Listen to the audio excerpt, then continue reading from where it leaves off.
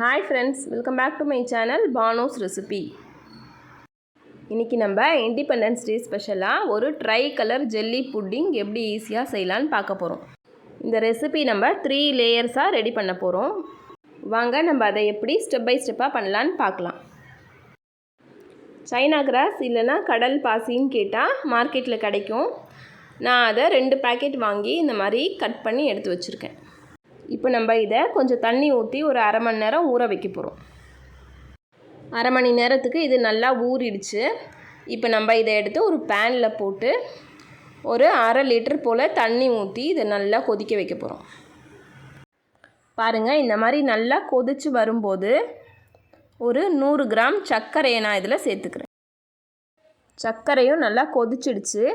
இது கூட 1 teaspoon vanilla essence சேர்த்து இப்போது ஸ்டவ்வை ஆஃப் பண்ணிக்கலாம். நம்ம இப்போது 3 லேயர்ஸ் பண்ண போகிறோம் இல்லையா, அதனால் ஃபஸ்ட்டு லேயர் பண்ணுறதுக்கு மட்டும் இந்த லிக்விடை இந்த பேனில் வச்சுட்டு மிச்சம் இருக்க லிக்விடை நான் ஒரு பவுலில் எடுத்து வச்சுக்கிறேன். ஆல்ரெடி இது நல்லா பாயில் ஆகிருக்கு. இப்போ நான் ஸ்டவ் ஆன் பண்ணி இதில் ஒரு பிஞ்சு போல் ஆரஞ்சு கலர் பவுடரை நான் மிக்ஸ் பண்ணிக்கிறேன். இப்போ ஆரஞ்சு கலர் லிக்விட் நல்லா ரெடி ஆயிடுச்சு. 2 கிளாஸ் பவுலில் கொஞ்சம் நெய் தடவி நான் இந்த மாதிரி எடுத்து வச்சுருக்கேன். இப்போ நம்ம அந்த ஆரஞ்சு லிக்விடை 2 பவுல்லையும் இந்த அளவுக்கு ஊற்றி வைக்க போகிறோம். ஃபஸ்ட்டு லேயர் ரெடி ஆகிடுச்சு. இதை இப்படியே ஒரு 5 மினிட்ஸ்க்கு விட்டால் செட் ஆகிடும். 5 மினிட்ஸ் ஆகிடுச்சு. பாருங்கள், இந்த மாதிரி சூப்பராக செட் ஆகிருக்கு. இதே மாதிரி நம்ம செகண்ட் லேயர் ரெடி பண்ணிக்கலாம். எக்ஸ்ட்ரா எடுத்து வச்சுருந்த லிக்விட்லேருந்து இந்த அளவுக்கு நான் எடுத்துருக்கேன். இந்த லேயர் நம்ம ஒயிட் கலரில் ரெடி பண்ண போகிறோம். அதுக்காக நான் ஒரு கப் பால் திக்காக காய்ச்சி வச்சுருக்கேன். அதை இது கூட சேர்க்க போகிறேன். இதை நம்ம ஒரு 2 மினிட்ஸ் நல்லா கொதிக்க வச்சுட்டு ஃபஸ்ட்டு செட் பண்ணி வச்சுருக்க ஆரஞ்சு புட்டிங் மேலே இதை ரொம்ப பொறுமையாக ஊற்ற போகிறோம்.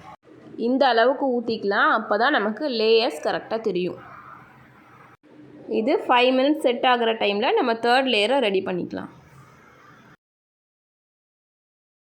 கடைசியாக இருக்க லிக்விடை இப்படி நல்லா கொதிச்சதுக்கப்புறமா ஒரு பிஞ்ச் அளவுக்கு இந்த மாதிரி க்ரீன் கலரை நான் இது கூட ஆட் பண்ண போகிறேன்.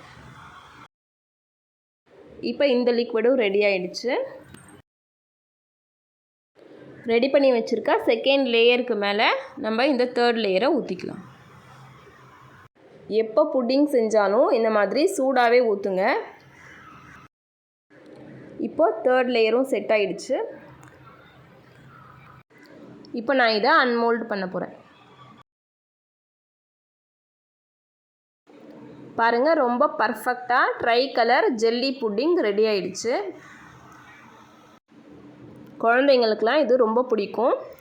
இந்த ரெசிபி உங்களுக்கு பிடிச்சிருந்தா லைக் பண்ணுங்கள், ஷேர் பண்ணுங்கள், கமெண்ட் பண்ணுங்கள். என்னுடைய சேனலை மறக்காமல் சப்ஸ்கிரைப் பண்ணுங்கள். Happy independence day to all. Thank you.